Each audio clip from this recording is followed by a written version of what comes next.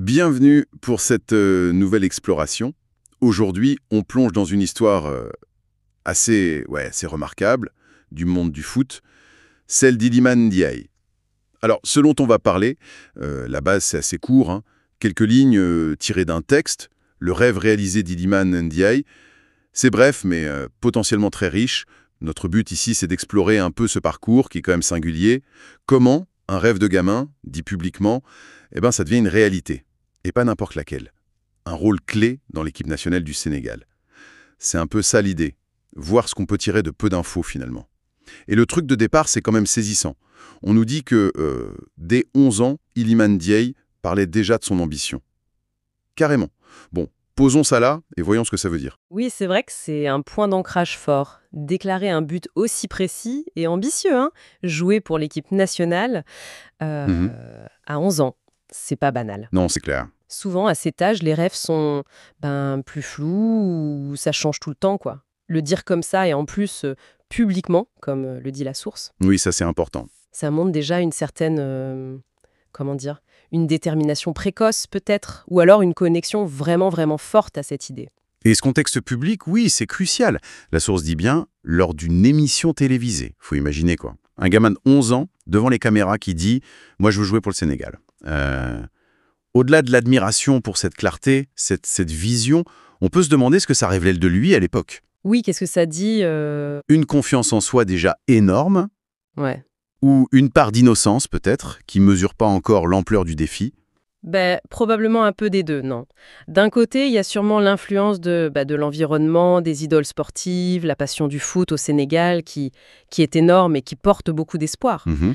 Pour un jeune Sénégalais, l'équipe nationale, les Lions de la Teranga, c'est un symbole hyper puissant d'identité, de fierté collective. Donc, vouloir en faire partie, c'est se projeter dans un truc bien plus grand que soi. Mais cette déclaration publique si jeune, ça soulève aussi d'autres points. Est-ce que ça a été un moteur, une sorte de promesse faite à lui-même et aux autres qui l'a guidé? Ou est-ce que parfois ça a pu être lourd à porter? Une pression en plus, l'impression de devoir absolument prouver que l'enfant avait raison? Le parcours d'un sportif, c'est rarement tout droit, hein. C'est une bonne question, cette ambiguïté. On a tendance à voir ça comme juste inspirant, mais la réalité pour l'athlète, elle est sûrement plus complexe. Et cette complexité, elle est accentuée par ce que dit la source ensuite. Le temps, 14 ans. 14 ans. Oui, 14 ans entre l'émission télé et maintenant, c'est une éternité dans le sport de haut niveau. Surtout pour passer de l'enfance à la maturité pro. ah oui, absolument. Ces 14 ans, c'est un peu la face cachée de l'iceberg. La source, elle détaille pas ce qui s'est passé pendant tout ce temps, mais on est bien obligé d'imaginer le parcours classique, et souvent difficile, vers le monde pro. Bien sûr. Il y a forcément eu des années de formation très intenses, des choix importants à faire, peut-être l'éloignement de la famille, s'adapter à d'autres cultures, d'autres championnats. Et puis, il faut penser à tous les obstacles, la concurrence qui est féroce, hein, les blessures qui peuvent tout stopper net, les moments de doute, les critiques, et puis tous les sacrifices perso que ça demande. Ces 14 ans, en fait, c'est l'histoire non écrite de la persévérance. C'est ça qui donne vraiment du poids à la réalisation du rêve. Sans tout ce boulot, cette résilience, la déclaration du gamin resterait juste une anecdote mignonne, quoi. Et c'est là que ça devient vraiment intéressant. Parce que la source ne dit pas juste « il a réalisé son rêve ». Non, non, elle va plus loin. Elle dit qu'aujourd'hui, Iliman Ndiaye vit ce rêve à fond. Cette expression « vivre à fond », ça suggère un truc plus intense qu'une simple participation. Qu'est-ce que ça peut bien vouloir dire concrètement, vivre à fond son rêve de gosse sur un terrain ? Excellente question. Parce que la formule est très subjective, mais elle parle, hein. Vivre à fond, ça pourrait vouloir dire plusieurs choses. D'abord, une implication totale. Pas juste technique ou physique, mais aussi émotionnelle. Peut-être une conscience très forte de la chance, du privilège de porter ce maillot, à chaque instant, à l'entraînement, en match. Ensuite, ça peut être une forme de plénitude, d'être aligné entre ce qu'il est devenu et ce qu'il voulait être. On peut imaginer que ça se voit, non? Une joie évidente dans les victoires, une détermination claire dans les moments durs, une connexion spéciale avec les supporters qui sentent cette passion originale chez lui. C'est pas juste faire le job, c'est vraiment incarner le rôle dont il rêvait. C'est peut-être ça la différence entre cocher une case, ok, j'ai joué pour le Sénégal, et ressentir au fond de soi Je suis un joueur de l'équipe nationale, avec tout ce que ça implique. Et cette idée d'incarnation, elle prend encore plus de sens avec l'autre mot utilisé par la source. Iliman Ndiaye est décrit comme un leader incontesté de la sélection. Là aussi, les mots sont forts. On parle plus seulement d'un joueur qui a sa place, on parle d'un pilier. Ah oui, leader incontesté, ça va bien au-delà d'être juste sélectionné. Ça implique une vraie reconnaissance, de la part des coéquipiers, du staff, et sans doute des observateurs aussi.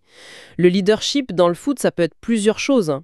C'est vrai. Il y a le leader technique, celui qui brille par son talent, qui fait basculer les matchs. Il y a le leader mental, émotionnel, celui qui motive, qui rassure, qui tire le groupe vers le haut. Ou le leader par l'exemple, par son éthique de travail, son engagement. Devenir incontesté, ça suggère qu'il a réussi à s'imposer, peut-être en combinant un peu tout ça, et qu'il a gagné le respect de tout le monde.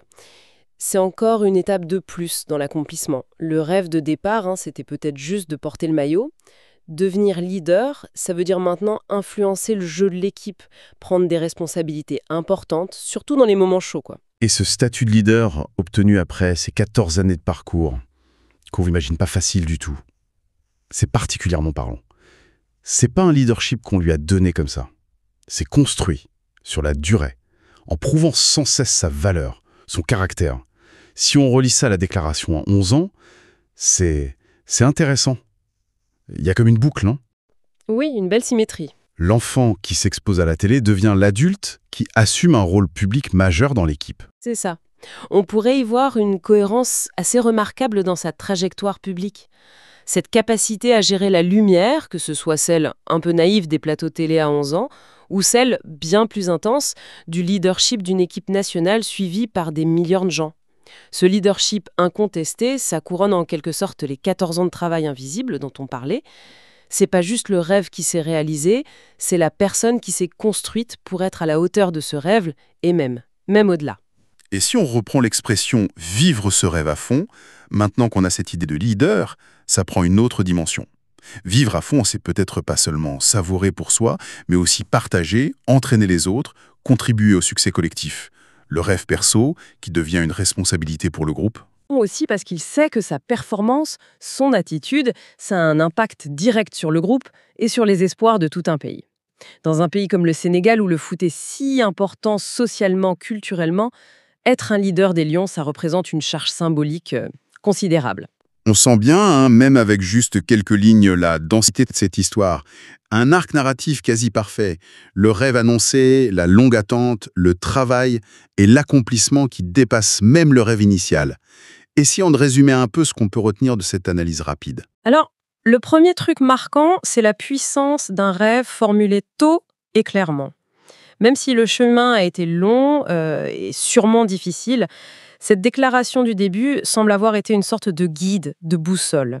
Ensuite, évidemment, l'importance énorme de la persévérance sur la durée. Ces 14 ans, c'est le cœur caché de l'histoire, la condition pour que ça marche. Oui, le travail de l'ombre. Puis, il y a la nature même de l'accomplissement. C'est pas juste atteindre le but de départ, jouer pour le Sénégal, mais le dépasser. Non seulement jouer, mais vivre à fond et devenir un leader incontesté. Ça suggère une croissance, une évolution qui a transcendé le rêve d'enfant. Tout à fait. Et enfin, cette dimension publique qui est toujours là, de la télé à 11 ans au statut de leader aujourd'hui, ça souligne peut-être une capacité à gérer la pression, les attentes, ou une personnalité qui s'épanouit aussi sous le regard des autres. Qui sait? Bon, tout ça, ça nous amène à réfléchir un peu plus largement. Au-delà du cas d'Iliman Ndiaye, ces quelques mois nous poussent à nous poser des questions. Par exemple, c'est quoi réellement la force d'un rêve qu'on formule très jeune? Est-ce que le simple fait de le dire, de le rendre concret, ça augmente les chances qu'il se réalise? Ou est-ce que ça dépend totalement de la personne, de sa détermination? C'est une question centrale sur la psychologie de la motivation, ça. Verbaliser un rêve, surtout publiquement, ça peut créer un engagement psychologique très fort. Ça peut rendre le but plus réel, plus tangible. Mais attention, ça peut aussi exposer à la peur de l'échec. L'histoire de Ndiaye, c'est une réussite. Mais combien d'autres rêves d'enfants, dits avec la même conviction, n'ont pas abouti, pour plein de raisons? Il n'y a sans doute pas de recette magique. Mais l'acte de déclarer, ça peut clairement être un catalyseur pour certains. Une autre question soulevée par cette histoire, c'est l'impact sur le groupe, sur le collectif. Qu'est-ce que ça fait à une équipe et à ses supporters d'avoir dans ses rangs un joueur qui incarne si purement un rêve partagé par beaucoup, représenter son pays et qui le porte depuis l'enfance? Ah, ça peut avoir un effet très puissant. Pour les coéquipiers, voir quelqu'un qui vit son rêve à fond, qui montre une telle passion, un tel engagement lié à une histoire perso si forte, ça peut être une source d'inspiration, de motivation en plus. Ça peut renforcer la cohésion du groupe autour de valeurs comme l'engagement, la fierté nationale. Et pour les supporters, c'est aussi très fort. Un joueur comme NDI, avec cette histoire, il devient plus qu'un simple sportif. Il devient un symbole, l'incarnation vivante d'un espoir collectif. Son parcours peut toucher les gens différemment, créer une connexion émotionnelle plus profonde. Voir quelqu'un réussir ce rêve que tant de jeunes ont, ça peut nourrir la fierté nationale, l'identification à l'équipe. C'est ça le pouvoir des belles histoires dans le sport. Absolument. Ça montre bien comment un parcours individuel, même résumé en quelques mots, peut toucher à des thèmes universels. La force des rêves, la valeur de la persévérance, la construction de soi et l'importance des symboles dans le sport collectif. Voilà qui termine notre exploration autour de ces quelques lignes sur Iliman Ndiaye. C'est un bon exemple de comment même une source très courte peut ouvrir des pistes de réflexion assez profondes quand on prend le temps de creuser un peu. Une histoire qui, au final, dépasse le cadre du foot pour parler de la réalisation de soi.